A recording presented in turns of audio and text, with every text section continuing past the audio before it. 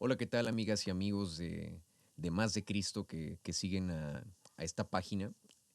Bueno, este es el primer episodio de Más de Cristo y estos primeros episodios pues se van a estrenar con una miniserie de las 5 solas de la Reforma a propósito de que el 31 de octubre se celebra la Reforma Protestante, que fue el 31 de octubre de 1517. Un servidor y aparte también Damaris alrededor de esta miniserie pues vamos a estar hablando de las 5 solas de la Reforma. Y bueno, pues vamos a iniciar.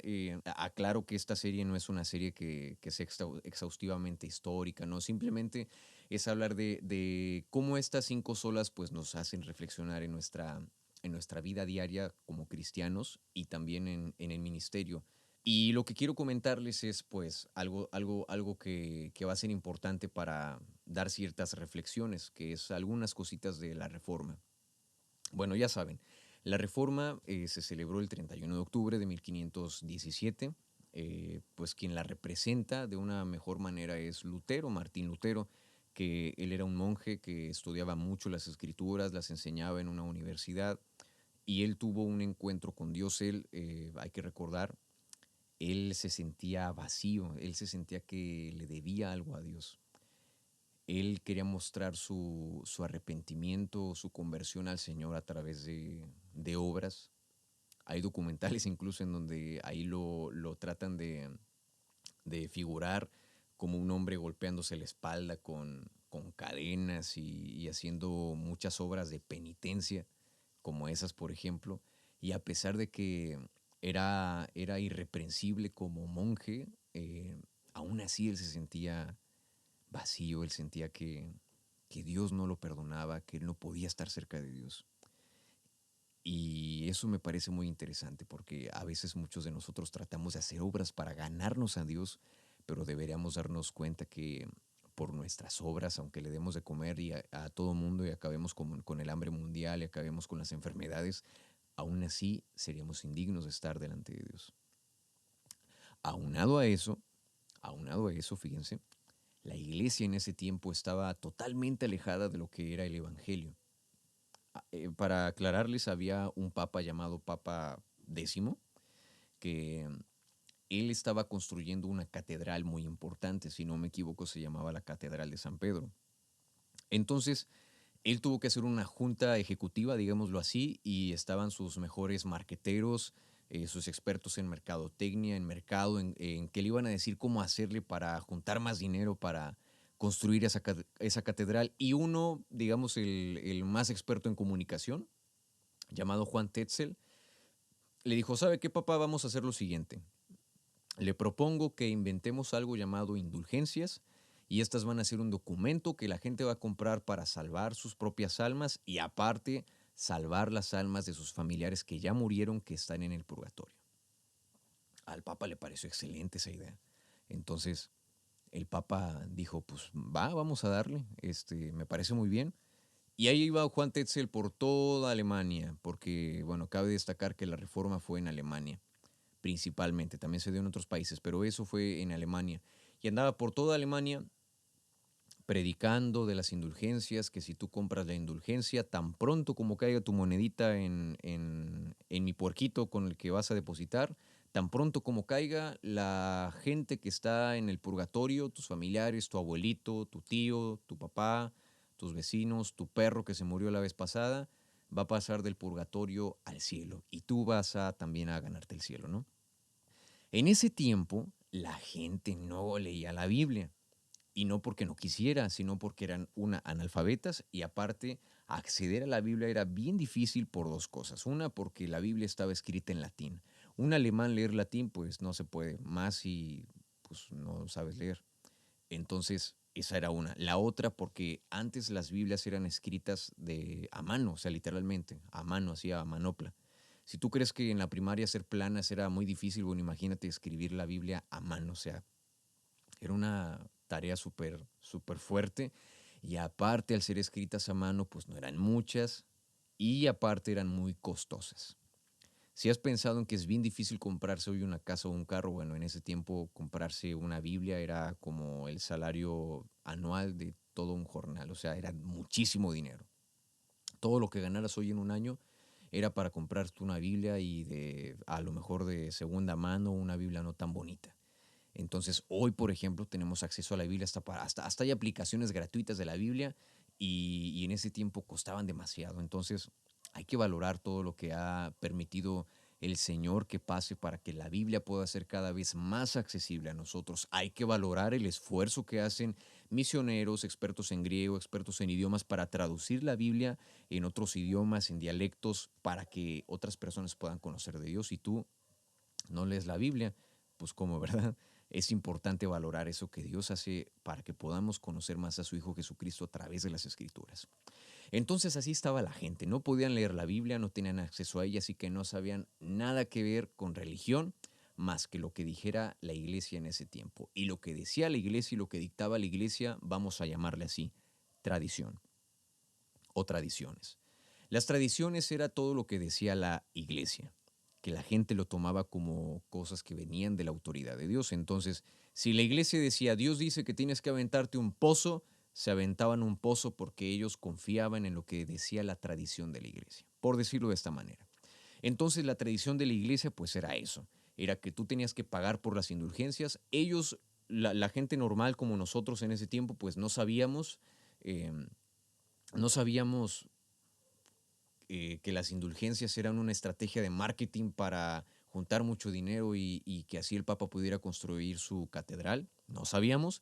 Entonces, ¿qué hacíamos? Pues echábamos nuestras monedillas al puerquito de Juan Tetzel para que pudiéramos tener salvación y que también nuestros familiares y nuestro perrito muerto se fueran del purgatorio al cielo.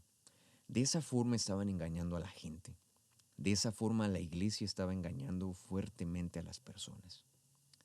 Entonces, con mucho respeto, pero es algo que a veces hoy pasa. La iglesia engañando a la gente, predicándoles por tal de obtener ganancias o predicándoles por tal de mantenerlos como ellos quieren para que la iglesia misma o el líder mismo o las autoridades mismas eclesiásticas puedan mantener su estatus. Bueno, eso era lo que estaba viviendo Lutero. Entonces tenemos dos historias que se unen. La historia de la iglesia que estaba en ese momento pues haciendo sus planecillos ahí medio macabros para obtener más poder y dinero. Y por otro lado la historia de este Martín Lutero que estaba en una crisis de fe, una crisis existencial, hasta que llega a encontrarse que realmente por la fe él puede tener acceso a la salvación, él puede acercarse a Dios por la fe, que no necesitaba mediadores, que no. Fíjense, pasó algo muy curioso. Lutero era experto en las escrituras, pero aún así como que Dios no quitaba esa venda de sus ojos todavía para que él pudiera conocer la salvación.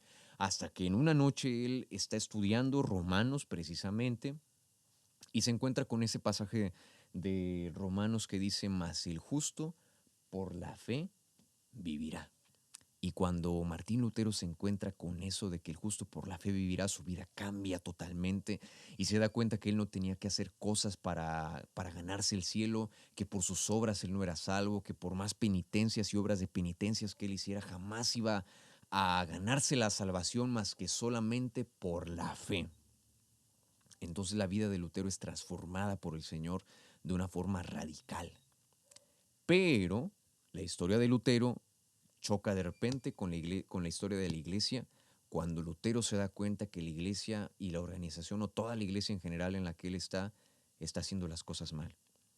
Él dice, yo me he encontrado en las escrituras que la salvación es por la fe y por qué este cuate de Juan Tetzel está predicando que hay que pagar una indulgencia para tener salvación.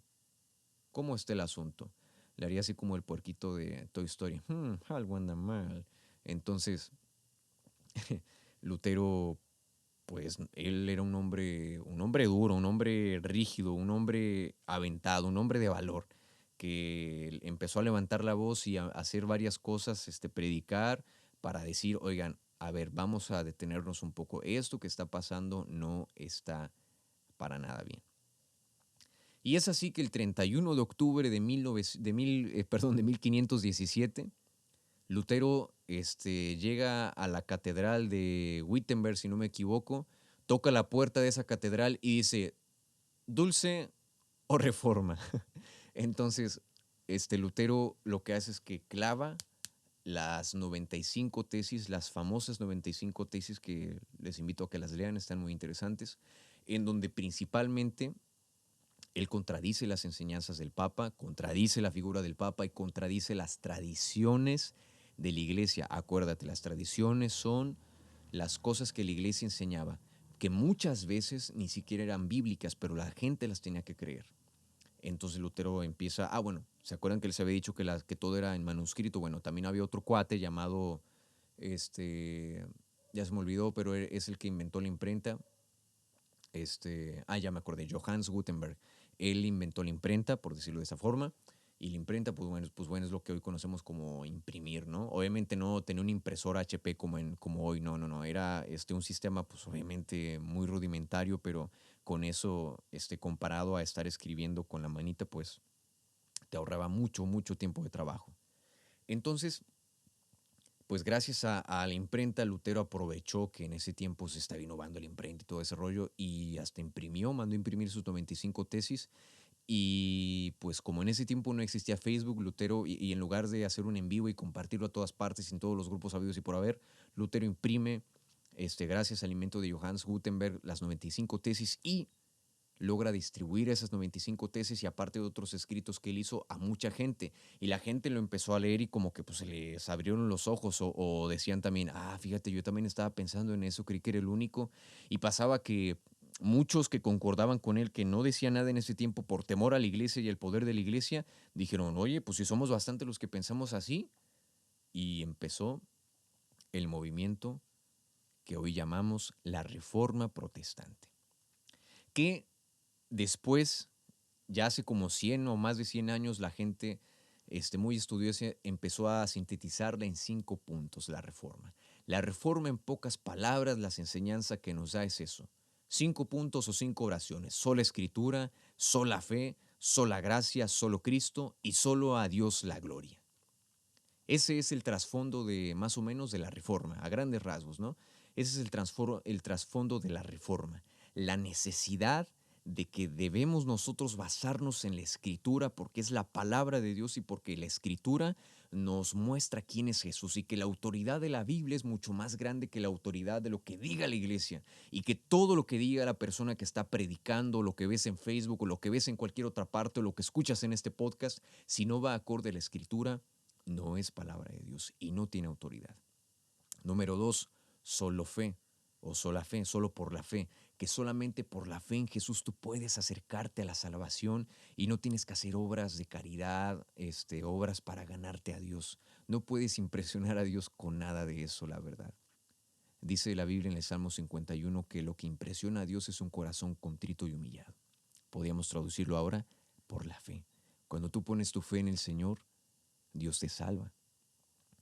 No quiere decir que tú no puedas hacer obras buenas, pues no, ¿verdad? O sea, el cristiano por fruto hace cosas buenas, pero a lo que vamos es que tú te ganas la salvación no por tus obras, te la ganas por la fe. Y luego la tercera oración de la reforma es sola gracia, que la salvación que tú recibes viene solamente por la gracia de Dios. La gracia es un regalo inmerecido, algo que te dan. Y la gracia tiene un costo infinito que lo vemos a través de la cruz de Cristo. Luego la otra oración, que es la cuarta oración de la enseñanza de la reforma, es solo Cristo. Y nos habla pues de la importancia de que Cristo vuelva a ser el centro de nuestras vidas, porque así como era la iglesia en ese tiempo de Lutero, Cristo no era el centro.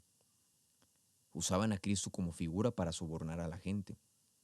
Hoy a lo mejor no es así tal cual, pero sí hay cosas que nos alejan de que tengamos una vida centrada en el Señor y de que la iglesia sea cristocéntrica. Entonces la importancia de la frase de solo Cristo. Y la quinta frase, solo a Dios la gloria.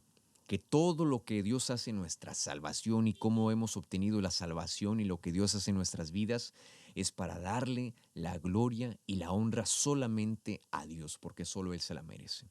Entonces, de estas 5 frases va a tratar esta miniserie que vamos a estar hablando. Esto fue una introducción. Eh, Va a ser, yo estoy bien seguro, una gran bendición poder estar reflexionando en estas 5 frases que nos ha dejado la Reforma Protestante. Entonces, bueno, Damaris y yo más adelante vamos a estar hablando de estas 5 frases. Hoy me tocó dar esta introducción, pero los esperamos en las siguientes entregas de esta miniserie del podcast Más de Cristo. Que el Señor los bendiga y compártanlo.